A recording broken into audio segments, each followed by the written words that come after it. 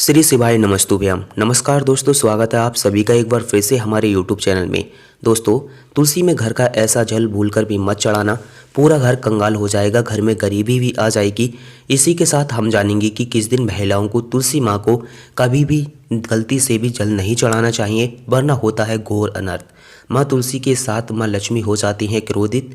तो पूरी जानकारी के लिए वीडियो के एंड तक जरूर बने रहें। शास्त्रों के अनुसार जहाँ तुलसी का पौधा होता है तो वहाँ पर साक्षात महालक्ष्मी स्थायी रूप से वास करती हैं।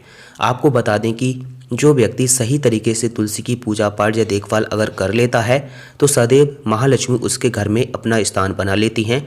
लेकिन तुलसी की कुछ वास्तु नियमों को आपको ध्यान में रखना आवश्यक है।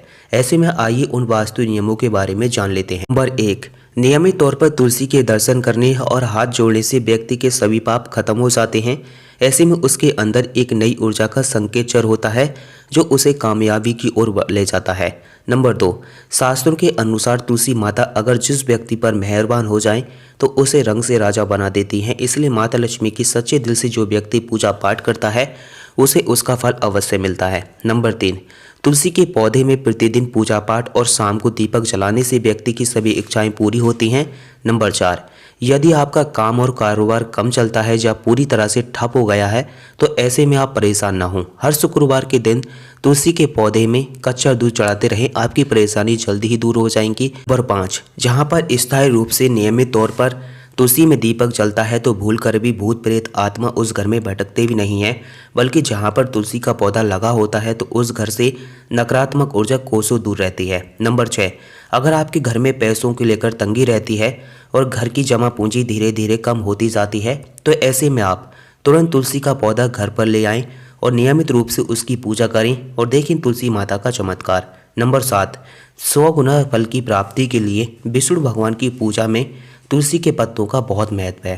कहते हैं अगर आपके पास भगवान को चढ़ाने के लिए कोई भोग ना हो तो केवल तुलसी का पत्ता चढ़ा दें, वो प्रसन्न हो जाती हैं। वैसे तो प्रत्येक देवी देवताओं की पूजा में तुलसी दल का उपयोग किया जाता है, लेकिन भगवान शंकर और गणेश की पूजा में तुलसी का उपयोग नहीं किया जा सकता। नंबर 8, अगर आपके बच्चे को किसी की बुरी नज़र लगी है तो उसे बचने के लिए तुलसी के 7 पत्ते और 7 काली मिर्च के दाने मुट्ठी में लेकर बच्चे के सिर से पैर से 7 बार उतारकर घर के पीछे की तरफ रख दें, सब ठीक हो जाता है। आप घड़ी की दिशा में घुमाएं और सुई की दिशा में उतारें।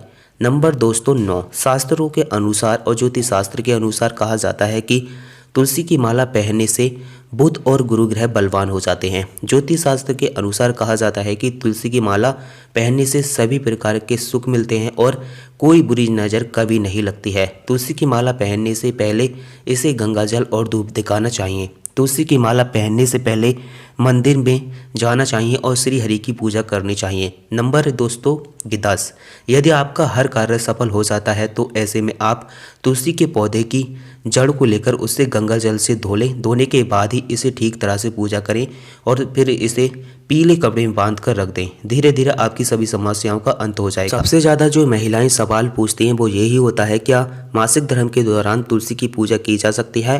क्या महिलाएं मासिक धर्म के दौरान तुलसी को जल चढ़ा सकती हैं या नहीं? तो चलिए इस पर भी बता देते हैं। दोस्तों, आपको मासिक धर्म के दौरान कभी भी तुलसी की पूजा नहीं करनी चाहिए और ना ही मासिक धर्म के दौरान कभी भी तुलसी माता को जल चढ़ाना चाहिए। तुलसी माता को हमेशा शुद्ध जल चढ़ाना चाहिए, तुलसी माता को अशुद्ध जल नहीं चढ़ाना चाहिए। मासिक धर्म के दौरान अगर आप जल चढ़ाती हैं तो वो अशुद्ध हो जाता है। इसके लिए तो आपको क्या करना है कि मासिक धर्म जब आपका खत्म हो जाए उसके बाद में आप तुलसी माता को जल चढ़ा सकते हैं। तो आज की वीडियो में बस इतना ही।